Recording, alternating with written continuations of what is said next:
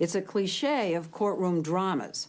That moment when the eyewitness is asked, "Do you see the person who committed the crime here in this courtroom before you?" Well, it happens in real courtrooms all the time. And to jurors, that point of the finger by a confident witness is about as damning as evidence can get. But there is one type of evidence that's even more persuasive, and that, of course, is DNA. There have been 233 people exonerated by DNA in this country, and now a stunning pattern has emerged. More than 3/4 of them were sent to prison, at least in part, because an eyewitness pointed a finger, an eyewitness who we now know was wrong. It was hot and humid in Burlington, North Carolina on the night of July 28, 1984. Jennifer Thompson, then a 22-year-old college student, had gone to bed early in her off-campus apartment. As she slept, a man shattered the light bulb near her back door, cut her phone line, and broke in. I remember kind of waking up and turning my head to the side and saying, "Who's there? Who is it?" And I saw the top of someone's head kind of sliding beside my mattress. And I screamed, and I felt a blade go to my throat. A knife? A knife. And he told me to shut up or he was going to kill me. Her first thought was to offer him anything she had to go away. "You can have my credit card, you can have my wallet, you can have anything in the apartment, you can have my car." And he looked at me and said, "I don't want your money." And I knew what was getting ready to happen. She vowed to stay alert and study him so that if she lived, she could help put him away forever. What is his voice? Does he have an accent? Does he have a scar? Is there a tattoo? He's raping you and you're studying his face. And it was just trying to pay attention to a detail that if I survived, and that was my plan, I'd be able to help the police catch him. After about half an hour, Jennifer tricked the rapist into letting her get up and fix him a drink, and she ran out the back door. He fled and raped a second woman half a mile away. Detective Mike Galden met Jennifer at the hospital. The first comment I remember her making was that, "I'm gonna get this guy that did this to me." She said, "I took the time to look at him. I will be able to identify him if I'm given an opportunity." Detective Galden worked with Jennifer to make a composite sketch, poring over eyes, noses, ears, lips, trying to recreate the face she had seen that night. The sketch went out, and tips started coming in. One of those tips was about a young man named Ronald Cotton, who worked at a restaurant near the scene of both rapes and had a record, a guilty plea to breaking and entering, and as a teenager to sexual assault. 3 days after the rape, Mike Galden called Jennifer in to do a photo lineup.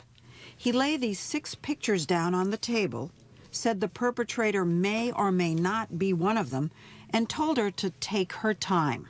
Does she say immediately, "That's him"? No, she studied each photograph. I can remember almost feeling like I was at an SAT test. You know, we start narrowing down your choices.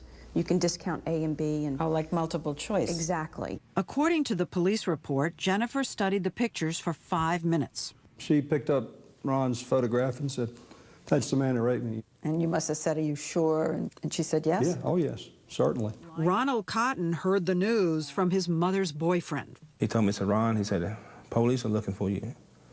And I said, "For what?" He told me, "For rape." I said, "Man, I can commit such a crime like that." Did you panic? I didn't panic. I was trying to figure out, why. He comes in and gives me a very detailed account of where he was, who he was with that night.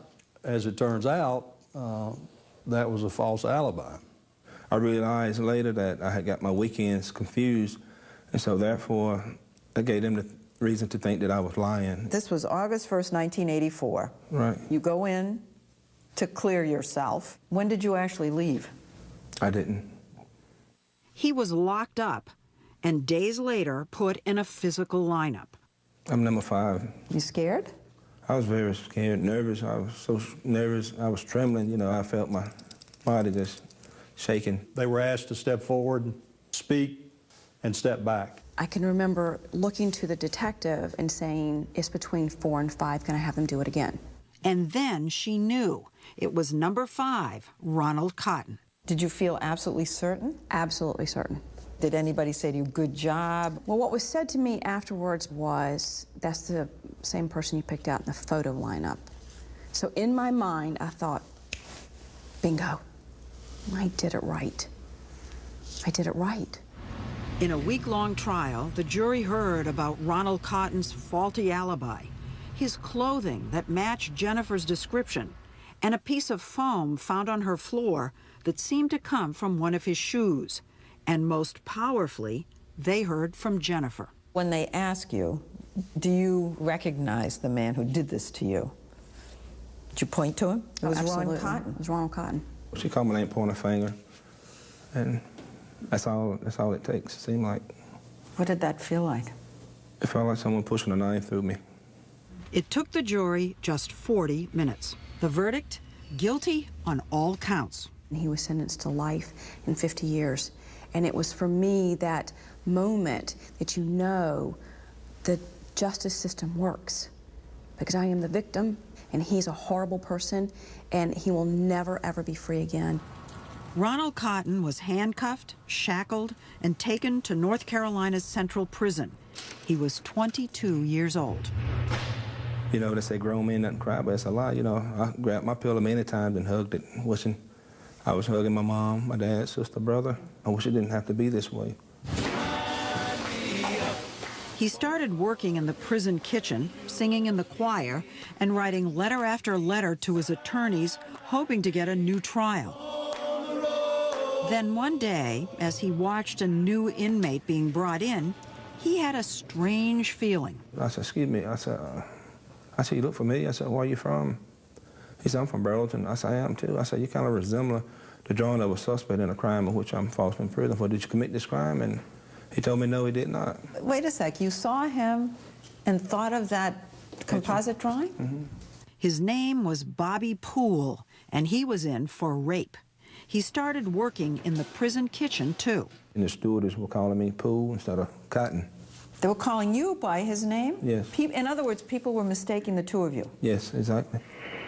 Then a fellow inmate told him that he'd heard Bobby Poole admit to raping Jennifer and the other woman that night. Ronald Cotton won a new trial, and his lawyers called Bobby Poole to the stand with Jennifer sitting right there. It was the moment Ronald Cotton had been hoping for. Bobby Poole is in the courtroom. You look over there. What happens inside you? Nothing. Nothing. Nothing. As a matter of fact, the strongest emotion I felt was anger at the defense. Because I thought, how dare you? How dare you question me? How dare you try to paint me as someone who could possibly have forgotten what my rapist looked like? I mean, the one person you would never forget? How dare you? Ronald Cotton was convicted again, this time given 2 life sentences. Back in prison 7 years later, he and everyone else was riveted by a big news story, the trial of O.J. Simpson. I would get my radio, put my earplugs, and go outside, sit in a corner. And listen to the trial. Yes. He was intrigued by something he had never heard of, DNA. He wrote to his new attorney, law professor Rich Rosen. Rosen warned him that there probably wasn't any evidence left to test, and if there was, DNA could cut both ways. Understand, if the DNA comes back and shows that you did this crime, whatever legal issues we have don't make any bit of difference. You're going to spend the rest of your life in prison. He warned you that if it comes up positive, you're sunk. I told him to put his foot down and go with it. Packed away on the shelves of the Burlington Police Department was 10-year-old evidence from the 2 rapes that night. Inside one of the rape kits was a fragment of a single sperm with viable DNA. It proved what Ronald Cotton had been saying all along. He was innocent, and the rapist was Bobby Poole. Within days, Ronald Cotton was back in court. You are walking out here today as a free man. This time to be released. So not only do you find out that Ron didn't do the crime, you find out Bobby Poole did. It was just utter shock, really, disbelief. I mean, By this time, this is 11 years later. And, you know, I know that I've been involved in a case of a man's lost 11 years of his life. And I was so sad for him and his family. In the years since Ronald Cotton's conviction, Jennifer had married and had children. Are you the one that tells her? Yes. Her reaction, no, that can't be true. It's not possible, you know. I know Ronald Cotton raped me. There's no question in my mind. It was like someone had just taken my life and like turned it upside down. She cried? Oh, she cried. She broke down. I mean, she took it all on herself. You know, the guilt. You know, I did this to that man. Shame? Shame, terrible shame. Suffocating, debilitating shame. But when she thought or dreamed about that night, it was still Ronald Cotton's face she saw. To get past it, she asked if he would meet with her at a local church. I remember him walking into the church, and I physically could not stand up. She was nervous, scared. I started to cry immediately, and I looked at him and I said, Ron, if I spent every second of every minute, every hour for the rest of my life telling you how sorry I am, it wouldn't come close to how my heart feels. I'm so sorry. And Ronald just leaned down, he took my hands. Oh, gosh. And he looked at me, he said, I forgive you. I told her, I said, Jennifer, I forgive you. I don't want you to look over your shoulder. That I just want us to be happy and move on in life. The minute he forgave me, it's like my heart physically started to heal. And I thought, this is what grace and mercy is all about. This is what they teach you in church that none of us ever get. And here was this man that I had hated with, I mean, I used to pray every day of my life during those 11 years that he would die, that he would be raped in prison and someone would kill him in prison. That was my prayer to God. And here was this man who, with grace and mercy, just forgave me. That is overwhelming. It's overwhelming. How wrong I was and how good he is. How is it that Jennifer could have studied her rapist so carefully and still made this mistake? And how could she have failed to recognize Bobby Poole, the actual rapist, when he sat right in front of her in the courtroom 3 years later? That part of the story when we come back.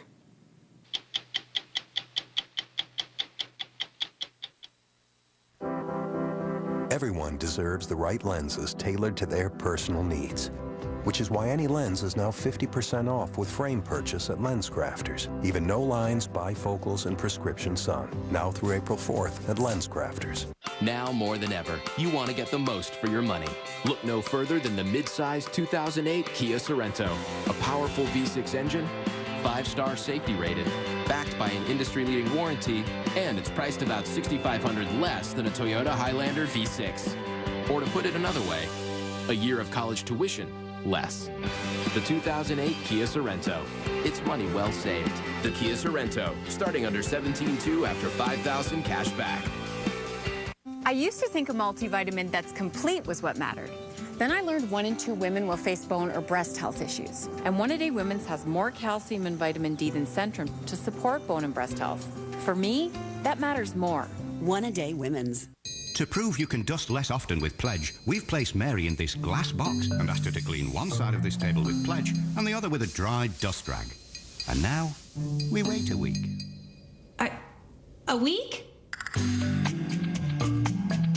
1 week later, and the Pledge side with its unique anti-dust formula looks less dusty. It does. Thanks, Mary. Can I come out now? Looks so good you can dust less often. That's the beauty of Pledge. S.C. Johnson, a family company. If you need to find a cab in a strange city, there's an app for that. Or figure out your share of the bill for a table of 5. There's an app for that. Or fix a wobbly bookshelf. There's even an app for that. Yep, there's an app for just about anything, only on the iPhone. One day, Charlie's proposing. Distract her so I can slip the ring into her glass. A new 2.5 Men. What the hell did I just swallow? Then, this man just hired the world's best assistant. It's got a sharp mind. It's real go-getter. Okay, sir. I just finished alphabetizing your erotica. A new rules of engagement after new... Now that DNA has exonerated more than 230 men, mostly in sex crimes and murder cases, criminologists have been able to go back and study what went wrong in those investigations. What they've honed in on is faulty eyewitness testimony. Over 75% of these innocent men were convicted in part because an eyewitness fingered the wrong person. At the heart of the problem is the fragility of memory. As one researcher told us, we now know that memory is not like a videotape recorder. You don't just record an event and play it back. Instead, memory is malleable, full of holes, easily contaminated and susceptible to suggestion, as in the case of Jennifer Thompson and Ronald Cotton. Before this case, did you think that there were a lot of innocent people put away? No. You didn't? No, I didn't. Innocent people aren't convicted of crimes they didn't commit. I believe that. What do you think now? Oh, I know better. I mean, well over 200 cases nationally. We've had a half a dozen in this state alone. The first, of course, was my case. Hallelujah! And as these innocent men have been freed in one state after the next, we've learned something else, that in all the cases where eyewitnesses were wrong, the real perpetrator was not in the initial lineup. When you're sitting in front of a photo lineup, you just assume one of these guys is the suspect. It's my job to find it. And Jennifer did her job. She found the suspect's photo. Problem is, the suspect, Ronald Cotton, was not the rapist. Bobby Poole's photograph was not in the photo lineup. Right. He was not in the physical lineup. When the real perpetrator is not in the set, is none of them, witnesses have a very difficult time being able to recognize that. Gary Wells, a professor of psychology at Iowa State University, has been studying eyewitness memory for 30 years. He says when the real guy isn't there, witnesses tend to pick the person who looks most like him. I think that Ronald Cotton and Bobby Poole look very much alike. They have very similar lips, shape of their eyes, their eyebrows kind of go up in a look of surprise. Yes. Without him in the lineup, Ronald Cotton was the one who was in jeopardy. Wells says eyewitness testimony has two key properties. One, it's often unreliable, and two, it is highly persuasive to jurors. I can see why it's so persuasive. Someone says, I was there. You'd believe that person. You believe that person because they have no reason to lie. Yeah. The legal system is set up to kind of sort between liars and truth tellers, and it's actually pretty good at that. But when someone is genuinely mistaken, the legal system doesn't really know how to deal with that, and we're talking about a genuine error here. He walked us through what went wrong, some of it counterintuitive. When Jennifer spent 5 minutes studying the photographs, she and Detective Galden thought she was being careful. I didn't want to come across, I don't think, as somebody who was like, that's the one. I really wanted to be sure. Wells says no good. Recognition memory is actually quite rapid. So we find in our studies, for example, that if somebody's taking longer than 10, 15 seconds, it's quite likely that they're doing something other than just using a reliable recognition memory. So you're saying if she really recognized the guy, it would have been almost instantaneous. Quite quick, yes. He says a better way would have been to show Jennifer lineup photos or people one at a time, so that she would compare each one directly to her memory rather than to one another. Wells showed me a study in which more than 300 subjects were shown deliberately shaky videotape of a simulated crime. You look out a window and you see some suspicious behavior. What happens is we tell them later, then, this person that you saw right there put a bomb down the air shaft there. Then subjects are shown a lineup and asked to identify the bomber. That would be so hard. And Very I difficult. just saw it. And of course, you're particularly cautious right now. You know now, after we've talked, probably not to pick anyone. No, actually, I actually know who it is, because if I had Who is come upon that, I think it's this guy. Am I wrong? Am I wrong? Yeah. I'm wrong? Yeah. Okay, so there you go. And I'm already saying how hard it is. It's none of them. It's none And of it's them. so, it's so, and you Isn't know that about bizarre? it. You know about this. We've talked about this. So this is the this is what makes it so difficult. Look what you just did to me. Yeah. I'm mortified. I feel like Jennifer. Wells says in real life, the mistake is often compounded by what happens next. Remember the seemingly innocent information Jennifer says she got from police after she picked Ronald Cotton out of the physical lineup? That's the same person you picked out in the photo lineup. So in my mind, I thought, bingo, I did it right. Wells studied what that reinforcement does. After half his subjects did what I did, picked an innocent person from this lineup, he told them nothing, then asked them questions about what they had seen. Very few felt highly confident about their choice. Only about 4% are saying they had a great view, which is good because we gave them a lousy view. Only about 3% are saying they make out details of the face. That also is good because they really couldn't. But he told a second group of subjects, after they made the same incorrect choices, good, you pick the suspect. Now what happens is almost 45% of witnesses now report that they were positive or nearly positive. Notice that over 1/4 of them now say they had a great view. And This is really what happened to Jennifer. it is what happened with Yeah. Jennifer. What this seems to be saying is that a reinforcement alters memory It does. dramatically. It does. He says the solution is to have someone independent administer the lineup, someone who doesn't even know who the suspect is, and certainly not the detective on the case. You shouldn't have been there. I shouldn't have been there. No. But nobody did anything wrong. I mean, that was the that was the practice. common practice Yeah. then. It was the tradition. It was how it was done then. Law enforcement wasn't schooled in memory.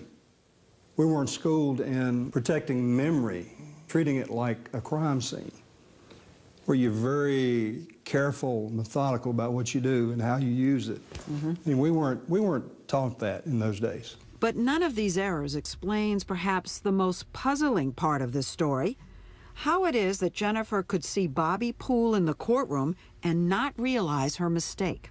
You're looking into the face of the man who raped you, whose face you had studied so intently. Yes. And there's no flicker, nothing between you and Bobby Poole. Nothing. Nothing. And I've gone back there many times trying to think, was there ever a moment? Did I ever look at him and think, and I didn't. Elizabeth Loftus is a professor of psychology and law at the University of California, Irvine, and an expert in memory. She showed me an experiment she says might help explain Jennifer's mistake. She asked me to study these faces. Then, after a few minutes, she gave me a memory test. Which of these two faces do you recognize? Right. Okay, you picked right. Left. You picked left. Okay. I said left, but I wasn't 100% sure. And then, the tricky part. Oh. Well, I'll tell you why I'm stymied. Because I just picked this one on the left 2 seconds ago. But now I'm not sure, because those two look very much alike to me. But I'm going to tell you the left. But I was wrong. It was the one on the right. Loftus explained how I had been duped. You saw this face, then I gave you a test where I presented you with an altered face, along with a novel one. So I pretty much induced you to pick a wrong face because I don't even have the real guy there. It's an altered version. And later on, when you now have a choice between the altered one and the real one, you stuck with your altered left choice. This is exactly what happened to Jennifer. This can help us understand why Jennifer can be sitting in a courtroom and be looking at Bobby Poole, the original rapist, and looking at Ronald Cotton and saying, no, it's not Poole, it's Cotton, because she has been picking him all along. I begin to wonder whether there should ever be eyewitness testimony in trials. Well, because of the tricks that memory plays. yeah. I think what's important, though, is to understand that, know it as a police officer, as an investigator, as attorneys. We need eyewitnesses. I mean, if we couldn't convict based on an eyewitness, that's giving a lot of comfort to criminals. We have no choice. We have to find ways to make this evidence better. And that's something Jennifer has tried to do ever since by telling her story to prosecutors, police, defense attorneys. And she's had some success. Her state, North Carolina, was the first in the country to mandate reforms by law, showing victims lineup photos one at a time and emphasizing that the right answer may be none of the above. Having lineups conducted by a person who doesn't know who the suspect is, or not by a person at all. The person who committed the crime may or may not be included. One system now used in a handful of cities is computer software Mike Galden helped develop to have a laptop conduct photo lineups. Does this person look familiar to you? But law professor Rich Rosen says that in the vast majority of places there's been no reform, and that needs to change. This is something that police officers can and should be in favor of. Because you're not getting the real guy off the street. Yeah, Bobby Poole raped other women because they went after Ron Cotton. So Ron is not the only person who suffered from this mistake. Ronald Cotton, now 47 years old, has worked hard to rebuild his life. He works the late shift in a factory. He's been married for 12 years and has a 10-year-old daughter. They live in a house paid for with money North Carolina paid him in restitution, $10,000 for each of the 11 years he spent in prison. When he can, he joins Jennifer in her campaign for reforms. One of the most amazing things to have come out of this miscarriage of justice is the most unlikely of friendships. Jennifer and Ron say they speak on the phone about once a week. They're families of friends. They say they have a shared bond that is hard for most people to fathom. Have people ever met you for the first time when you're together and said kind of cheerily, hey, how did you two meet? Yeah. They We have? did it on the airplane a lot. Oh, yeah. We're traveling. And I usually just go, you tell them. Well, what do know. you say? We would look at each other and laugh, you know, and finally we go ahead and tell them. And they have recently co-authored a book in hopes that their story can inform and inspire others. Today, when you think about what happened to you that night when you were 22 years old, whose face is there? Nobody's. Oh my. That to me is one of the most beautiful things, is I don't have a face. Bobby Poole's dead. I don't ever have to worry about him ever hurting another woman. He died in prison. And Ronald Cotton is my friend. For more on how memories can be